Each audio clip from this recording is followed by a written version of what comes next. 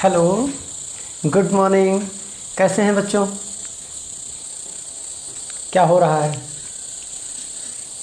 चलिए, जो भी हो रहा है उस काम को थोड़ा सा रोकते हैं और पढ़ाई के काम शुरू करते हैं। ठीक है। अभी तक हम लोगों ने सीरीज़ और पैरेलल कॉम्बिनेशन तक पढ़ा था और प्रीवियस लेक्चर में हमने 2-3 न्यूमेरिकल भी सॉल्व किया था रिलेटेड किससे, सीरीज और पैरेलल कॉम्बिनेशन से। अभी तक हमने बहुत सारे फार्मूले पढ़ लिए हैं। एक बार मैं सारे फार्मूले को लिखता हूं और उसके बाद में आपको ये भी बताता हूं कि इस पर कुछ न्यूमेरिकल्स हैं और कैसे लगते हैं और इम्पोर्टेंट न्यूमेरिकल्स क्या हैं। ठीक है ना। आइए देखिए, आपने Q = NE एक फार्मूला आपको ये भी याद होगा। दूसरा आपको V = IR भी याद होगा। एक करंट का फार्मूला I = Q/T भी याद है। साथ में ये आपने सीरीज कॉम्बिनेशन के लिए RS = R1 + R2 + R3 भी आपको याद होगा, plus up to dot and so on. और पैरेलल के लिए अगर रेसिप्रोकल आपने किया होगा या अगर नहीं आपने रेसिप्रोकल करके देखा तो डायरेक्ट ऐसे ही पढ़ लें। 1/RP = आपने पढ़ा होगा 1/R1 + R2 + 1/R3 plus up to dot N terminals भी हो सकते हैं। साथ में आपने रेजिस्टेंस का एक फार्मूला पढ़ा था R = ρL/A, रेजिस्टिविटी वाले इक्वेशन से। इतने सारे फार्मूले हैं और इन्हीं सारे फार्मूले पर बेस्ड कुछ क्वेश्चंस लग सकते हैं। वो किसी भी फार्मूले का यूज किया सकता है या फिर V = IR है तो I को यहाँ से भी निकालना पड़ सकता है। वैल्यू क्या दिया है और क्या फाइंड करना है इस पर डिपेंड करता है कि हम कौन सा फार्मूला यूज करेंगे। थोड़ी सी और बात हम आपको बता दें, अगर 2 सेल हो, कोई 2 वोल्ट 3 वोल्ट कैसे भी 2-2 वोल्ट की मान लीजिए 4 सेल है तो आप इसको सीरीज में ऐड भी कर सकते हैं। देखिए, एक सेल आप ऐसा ऐड कर दो, फिर से आप एक सेल ऐड कर दो, फिर से आप एक सेल ऐड कर दो, फिर से आप एक सेल ऐड कर दो और मान लो कि आप 2-2 वोल्ट का एक सेल है तो टोटल इसको एक सेल बना सकते हैं हम, मतलब एक बैटरी बना सकते हैं। Combination of this cell is known as battery ना, तो इसको बैटरी बना सकते हैं। और 4 सेल है, चारों सेलों को जोड़ देंगे तो 4, अगर हम इसको चाहें तो आप लिख सकते हैं 2 + 2 + 2 + 2 वोल्ट। इसका मतलब 8 वोल्ट, मतलब ये जो बैटरी तैयार हुआ ये 8 वोल्ट की बैटरी होगी। मतलब आप सेल को सीरीज में ऐड कर सकते हैं, सेल को सीरीज में आप क्या कर सकते हैं, ऐड कर सकते हैं और अपने आंसर को फाइंड आउट कर सकते हैं। ठीक है ना। आइए अब हम एक क्वेश्चन पढ़ते हैं और उस क्वेश्चन से देखते हैं कि क्या इंपॉर्टेंट है इसमें, है ना। चलिए, ये फार्मूले आपके दिमाग में बार बार लिख दे रहा हूँ, इसका मतलब आपके माइंड में सेट हो जाना चाहिए कि वो फार्मूला क्या है। ठीक है ना। चलिए, मान लीजिए मैंने कहा कि एक नाइक्रोम के वायर का आप रेजिस्टेंस फाइंड कीजिए। Find the resistance of A nichrome wire whose length is 1 meter, whose length is 1 meter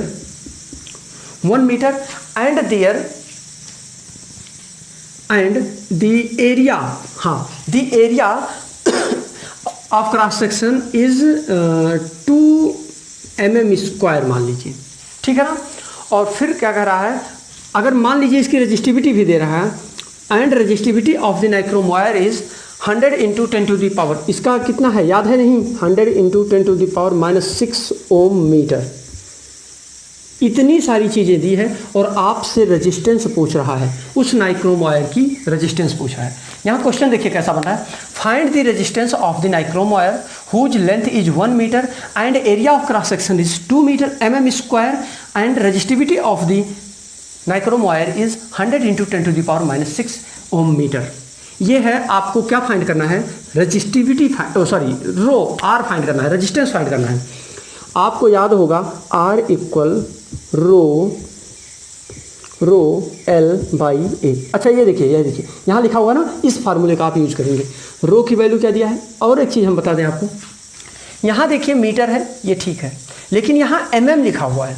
mm कभी कोई भी SI यूनिट नहीं है ना, और जो भी आपको SI यूनिट मिलता है, ये जो रेजिस्टेंस का यूनिट मिलेगा आपको ओम, ये SI यूनिट है। मतलब क्या है, जो इसकी यूनिट मिलेगी वो mm को पहले मीटर में कन्वर्ट करना पड़ेगा।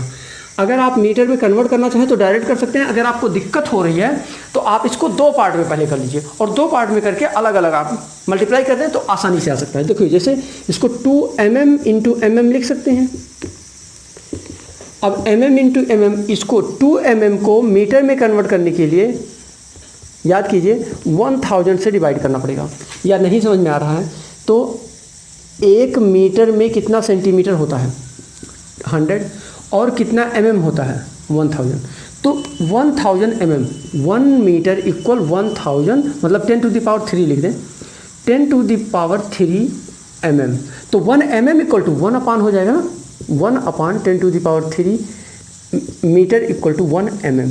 बोलिए 1 mm इक्वल टू ये मिलेगा। इसका मतलब मैं 2 बार इसको 10 to the 2 into 10 to the power -3 into 10 to the power -3 2 बार लिखा है इसलिए मैंने 2 बार लिख दिया। इसका मतलब ये हो सकता है 2 into 10 to the power -6 metre square हो गया। अब क्लियर हुआ? अब इसकी वैल्यू यहाँ आप रख सकते हैं, ठीक है ना। आइए देखिए रो की वैल्यू है 100 इंटू 10 टू दी पावर -6, साथ में एल की वैल्यू है 1 मीटर अपान एरिया दिया है आपका, एरिया आपका आ गया है 2 mm स्क्वायर दिया था, 2 into 10 to the power -6 metre square. Metre से मीटर कैंसिल हो जाएगा। अभी आपने इसकी यूनिट क्या देखा था, ओम मीटर होगा। ऊपर से मीटर नीचे से मीटर ये भी कैंसिल हो जाएगा, बचेगा ओम। कितना बचेगा ये भी देखिए, 10 टू दी पावर 6 यहाँ है, 10 टू दी पावर 6 यहाँ भी है, 2 1 जा 2 50 जा, इसका मतलब आपको मिलेगा 50 इंटू 1 आएगा, इसका मतलब 50 ओम। मतलब ये उस नाइक्रोम वायर का रेजिस्टेंस कितना होगा, उस 1 मीटर लंबे नाइक्रोम वायर में कितना कितना रेजिस्टेंस होगा, 50 ओम रेजिस्टेंस होगा। क्लियर हुआ? ये डाउट क्लियर हुआ? ऐसे ही आपको फार्मूले आएंगे, ऐसे ही मतलब प्रॉब्लम्स आपको मिलेंगे और इन्हीं सारे फार्मूलों पर बेस्ड होगा।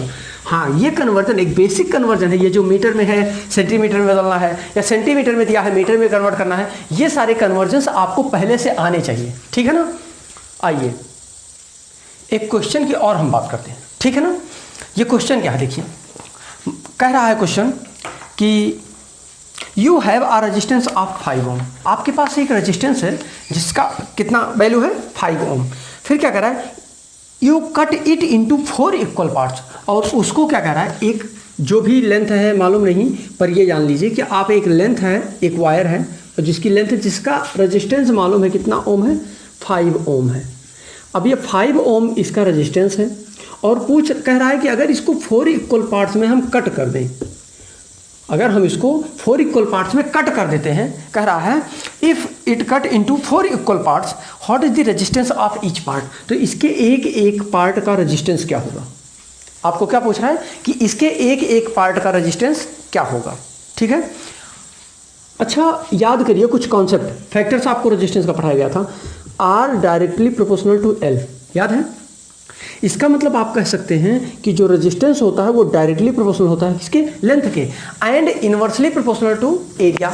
मतलब अगर मैं बोलूँ इस वायर की लेंथ को इंक्रीज करूँगा तो रेजिस्टेंस इंक्रीज करेगा, अगर इस वायर की लेंथ को डिक्रीज करूँगा तो लेंथ क्या हो जाएगा, रेजिस्टेंस क्या हो जाएगा, डिक्रीज हो जाएगा। इसका मतलब जब ये छोटे छोटे पार्ट में टूट गया तो क्या होगा, इसका रेजिस्टेंस डिक्रीज हो जाएगा। मतलब इतना ही रेजिस्टेंस इक्वल पार्ट्स में डिवाइड हो जाएंगे। क्लियर हो रहा है ना। डायरेक्टली प्रोपोर्शनल का मतलब ये, इसका मतलब आप लिख सकते हैं डायरेक्टली प्रोपोर्शनल टू 5। अगर आप चाहें तो R इक्वल टू 5 ओम दिया है और इसके 4 इक्वल पार्ट्स हैं तो R/4 यही तो होगा, R/4 देयरफॉर 5/4। तो जो रेजिस्टेंस ऑफ R1 होगा, मतलब each part, resistance of each part R1 equal R2 equal R3 equal R4, जो होगा वो क्या आएगा 5/4। 4 1 जा 4, पॉइंट लगा देंगे 10 हो जाएगा, 4 2 जा 8, 4 5 जा 20। मतलब ये जो R आएगा नया, जो R1 R2 R3 की वैल्यू आएगा वो क्या आएगा 1.25 ओम। क्लियर, बोलिए क्लियर। आइए दूसरा क्वेश्चन देखते हैं। अगला क्वेश्चन है what is the reading of a meter, है ना। एक फिगर हम बनाते हैं और इसमें अमीटर की आपको रीडिंग बतानी है। आइए देखिए, इसमें 2 रेजिस्टेंस लगे हैं और इसमें एक बैटरी भी लगी है, ठीक। इसमें एक अमीटर लग गया। इस अमीटर की रीडिंग आपको फाइंड करनी है। और मान लीजिए कि ये 2.5 वोल्ट 2.5 ओम है, ये भी आपका 2.5 ओम ही है, और मान लीजिए कि ये 4 या 5 ओम की है, चलिए 5 वोल्ट की बैटरी है, मान लीजिए ये बैटरी है 5 वोल्ट की, और आप पूछ रहा है find the reading of the ammeter. अच्छा, इस अमीटर की रीडिंग क्या होगी, कैसे फाइंड करेंगे भाई साहब? पहले इसको देखिए, ये सीरीज में है या पैरेलल में है? ये सीरीज कॉम्बिनेशन है, याद आया? तो सीरीज के लिए पहले आर निकालिए, तो क्या हो जाएगा R1 प्लस R2। अब R इक्वल टू क्या हो जाएगा? R1 की वैल्यू क्या है 2.5 प्लस 2.5 ओम। अब ये आपको मिल जाएगा 5 ओम, R की वैल्यू मिल गया। V इक्वल टू कितना दिया है 5 वोल्ट, ठीक। तो याद करिए V इक्वल IR, वहाँ इक्वेशन लिखा हुआ है।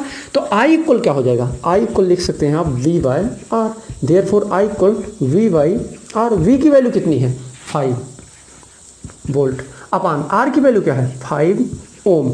तो ये क्या हो जाएगा 5 5 कट जाएगा 1 वोल्ट पर ओम, और इसी को कहते हैं 1 एम्पियर। मतलब उस अमीटर की रीडिंग क्या मिलेगी आपको?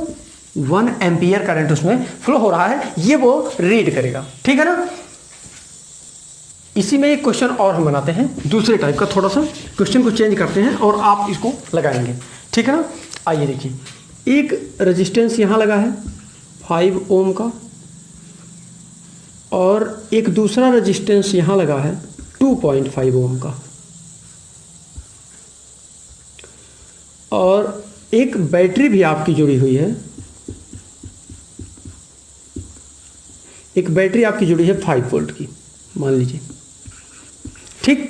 और पूछ रहा है कि इसमें करंट I कितना फ्लो होगा, इसमें करंट I1 कितना फ्लो होगा, और करंट I2 कितना फ्लो होगा, ये आपको पूछ रहा है ये क्वेश्चन। मतलब ये क्वेश्चन थोड़ा सा अच्छा क्वेश्चन है, ठीक है ना। पहले हमको क्या करना पड़ेगा, पहले इसका इक्विवेलेंट रेजिस्टेंस निकालना पड़ेगा। जब इसका इक्विवेलेंट रेजिस्टेंस निकल जाएगा, और इक्विवेलेंट रेजिस्टेंस निकालने के बाद हमें V और R मिल जाएगा, तो हम I पहले ये मिल जाएगा हमको कि इसमें करंट कितना फ्लो हो रहा है। बात समझ रहे हैं? या आप इसको डायरेक्ट भी कर सकते हैं। अच्छा, याद करिए आप, क्या पैरेलल कॉम्बिनेशन में जो पोटेंशियल डिफरेंस होता है क्या वो चेंज होता है? क्या I1 I2 के लिए अलग अलग पोटेंशियल डिफरेंस होगा? ऐसा कुछ है? नहीं, इसमें पोटेंशियल डिफरेंस चेंज नहीं होता। याद करिए, सीरीज कॉम्बिनेशन में पोटेंशियल डिफरेंस चेंज होता है, लेकिन पैरेलल कॉम्बिनेशन में पोटेंशियल डिफरेंस कांस्टेंट होता है।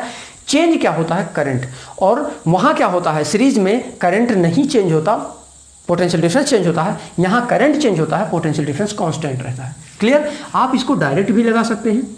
अगर I भी पूछ लिया है तो हमको ऐड करना पड़ेगा, अदरवाइज हम चलिए पहले I1 I2 निकाल देते हैं।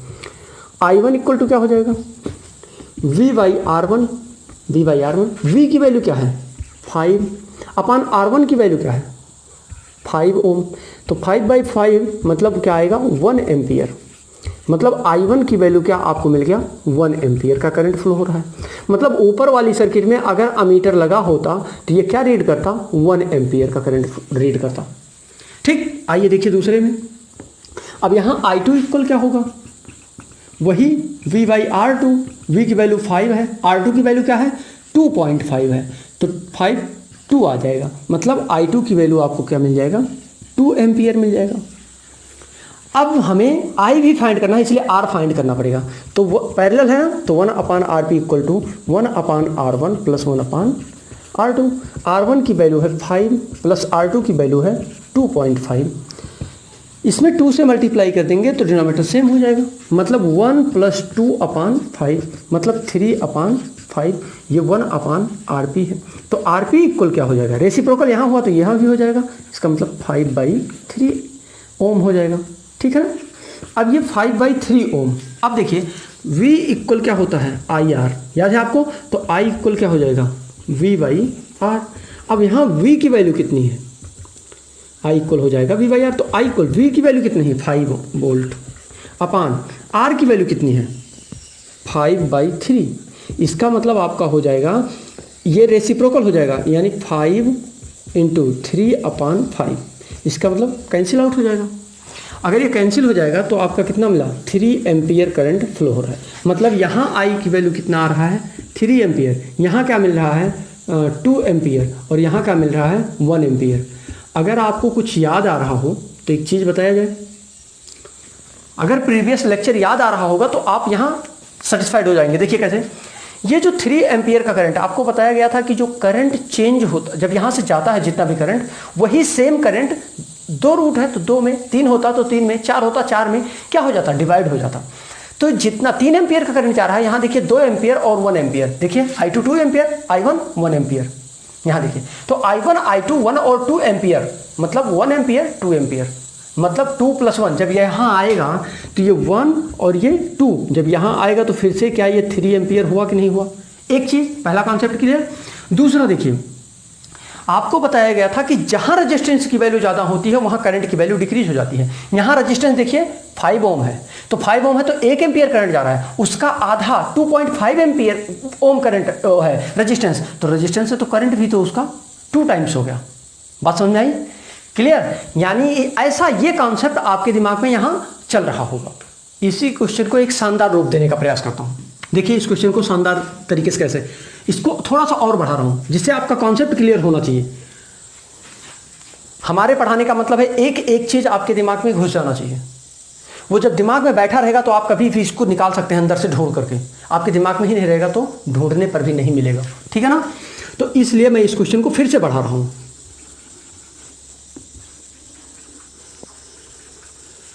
अब इसको थोड़ा सा समझाने के लिए और भी क्रिटिकल किया मैंने। ये 5 ओम का है, ये भी आपका चलिए 5 ओम है, ये भी आपका 5 ओम ही है, और इससे एक बैटरी भी जोड़ दी जा रही है, एक बैटरी जोड़ दी गई और इस बैटरी की भी वैल्यू है 5 ओम। अब देखिए इसमें क्या करना है, यहाँ जो करंट जा रहा है इसको I फाइंड करना है, इसमें जो करंट आएगा I2 ये भी फाइंड करना है, इसमें I1 आएगा ये भी फाइंड करना है। और आइए हम यहाँ एक वोल्ट मीटर लगा देते हैं जिससे हमको इस वोल्ट मीटर, मतलब ध्यान से देखिए यहाँ इसको कुछ और वोल्टेज मिलेगा, इसको कुछ और वोल्टेज मिलेगा। ध्यान दीजिए क्योंकि सीरीज कॉम्बिनेशन में सबका वोल्टेज डिफरेंट होता है, करंट तो सबका सेम। यहाँ जो I1 आएगा वही I1 इसको दोनों को मिलेगा, लेकिन इसका वोल्टेज कुछ और होगा। बात समझ में आई, क्योंकि सीरीज कॉम्बिनेशन में क्या होता है, वोल्टेज चेंज होता है। ये चीज़ मैं क्लियर करना चाह रहा हूँ यहाँ से, इसलिए ऐसा है, ठीक है ना। हम इसको थोड़ा सा इरेज करेंगे और यहाँ से नीचे इरेज करते हैं 5 वोल्ट। आपको ये क्लियर ही है, थोड़ा सा हमको स्पेस मिल जाएगा और हम सॉल्व करेंगे। आइए देखते हैं। पहले हम क्या करते हैं, इसका इन दोनों को अगर हम ऐड कर दें तो ध्यान से देखिए एक नई सर्किट हम बना सकते हैं, कुछ ऐसा बन जाएगा। तो ये 5 ओम है और ये भी 5 ओम हो जाएगा और ये दोनों पैरेलल कॉम्बिनेशन है, ठीक है ना। सॉरी 5 5 10 हो जाएगा, ये 10 ओम हो जाएगा, तो ये पैरेलल कॉम्बिनेशन हो जाएगा। तो यहाँ से हम पहले इसको अगर हम इन दोनों को ऐड कर दें तो 10 आएगा, क्लियर है ना। अभी देखिए नीचे वाले और ये दोनों, पहले हम I की वैल्यू निकालेंगे। हम चाहें तो यहाँ डायरेक्ट भी कर सकते हैं, हम यहाँ चाहें तो डायरेक्ट भी कर सकते हैं, लेकिन थोड़ा सा कॉन्सेप्ट के लिए चलिए। अच्छा ठीक है, हम छोटे छोटे पार्ट में करके इसको सॉल्व करें। चलिए आइए ऊपर R1 इक्वल टू क्या हो जाएगा, मतलब R इक्वल टू क्या हो जाएगा 5 ओम प्लस 5 ओम, तो क्या हो जाएगा R इक्वल टू 10 ओम। और याद करिए अभी हमने कहा था कि इसमें पोटेंशियल डिफरेंस चेंज नहीं होता, मतलब 5 वोल्ट की बैटरी यहाँ लगी थी, वही 5 वोल्ट यहाँ अप्लाई होगा। इसका मतलब इसमें ऊपर I1 इक्वल टू क्या हो जाएगा V/R1, ये R1 आप इसको मान लीजिए, तो V/R1, तो V की वैल्यू 5 अपान R1 की वैल्यू 10, क्लियर। तो यानी 1/2, यानी I1 इक्वल टू आपको मिलेगा 2 या 10 0.5 एम्पियर। इसमें कितना करंट फ्लो हो रहा है, 0.5 एम्पियर ऊपर करंट फ्लो हो रहा है। आइए I2, इसके लिए I2 हम फाइंड कर लेते हैं। I2 इक्वल टू हो जाएगा V/R2, V की वैल्यू कितना है 5 अपान 5, मतलब 1 एम्पियर का करंट, मतलब I2 इक्वल टू आपको मिल जाएगा 1 एम्पियर। यहाँ आपका कितना 0.5 एम्पियर का करंट फ्लो हो रहा है और नीचे आपका क्या हो रहा है 1 एम्पियर का करंट फ्लो हो रहा है, ठीक। ये दोनों तो क्लियर हुआ। अभी हमें अगर हम चाहें तो यहाँ से I डायरेक्ट निकाल सकते हैं, I equal to I1 plus I2 कर दें। अभी पिछले क्वेश्चन में कॉन्सेप्ट क्लियर किया गया, तो अगर हम चाहें तो इन दोनों को ऐड कर दें तो क्या मिल जाएगा 0.5 और प्लस 1, मतलब 1.5 एम्पियर का करंट फ्लो हो रहा है टोटल। जो इस टोटल यहाँ जो करंट फ्लो हो रहा था वो उसकी बात की जा रही है, लेकिन हम ऐसे नहीं लगाएंगे, ठीक है ना। ये तो डायरेक्ट शॉर्टकट हो गया। ये एग्जाम के लिए यही एप्लीकेबल है। जब आप MCQs जहाँ कॉम्पिटिटिव एग्जाम देंगे वहाँ के लिए यही एप्लीकेबल है, लेकिन हम डिस्क्रिप्टिव के लिए बात करेंगे पहले। डिस्क्रिप्टिव जब आएगा तो शॉर्ट खुद ही आ जाता है यार, ठीक है ना। आइए देखिए, अब हमको ये 10 है, ये 5 है, यानी 1/RP फाइंड करना पड़ेगा। R1 क्या है 10 प्लस R2 क्या है 5, 5 2 जा 10, यानी ये हो जाएगा 2 प्लस 10 हो जाएगा, सॉरी 2 नहीं, 2 प्लस 1 3 हो जाएगा, बोले ठीक है ना। अब RP इक्वल टू क्या हो जाएगा 10/3 ओम। अब ये 10/3 ओम टोटल रेजिस्टेंस हुआ। अगर हम आपसे पूछें कि इसकी वैल्यू क्या होगी, तो आप इसको I इक्वल टू बता सकते हैं V/R। अच्छा, V की वैल्यू आपने 5 कहा था, R की वैल्यू आपने 10/3 देखा। अगर आपने ये देखा तो इसको रेसिप्रोकल कर सकते हैं, तो 5/3/10 हो जाएगा। क्लियर। अभी ये क्या हो जाएगा 1 2 हो जाएगा, 3 1 जा 3/2 हो जाएगा। अब ये क्या हो जाएगा 1.5। क्या आपने अभी शॉर्टकट यही लगाया था कि I की वैल्यू 1.5 आएगा? क्लियर हुआ कि नहीं क्लियर हुआ? डाउट्स क्लियर हैं? आगे देखिए, अब हम यहाँ सबसे बड़ा यहाँ पॉइंट आता है कि यहाँ क्या होगा, पोटेंशियल डिफरेंस फाइंड करना है, ठीक है ना। आइए देखते हैं, यहाँ जो V की वैल्यू आएगी वो इसको कुछ और मिलेगा, इसको कुछ और मिलेगा। यहाँ ध्यान से देखिए, करंट मिला हुआ है। अब हम इसको इरेज करते हैं, इरेज करें, चलिए आइए देखिए। यहाँ सबसे बड़ी खास बात यहाँ ये है कि इस पूरे सर्किट में करंट कितना फ्लो हो रहा है, I1 equal to 0.5 ampere, correct.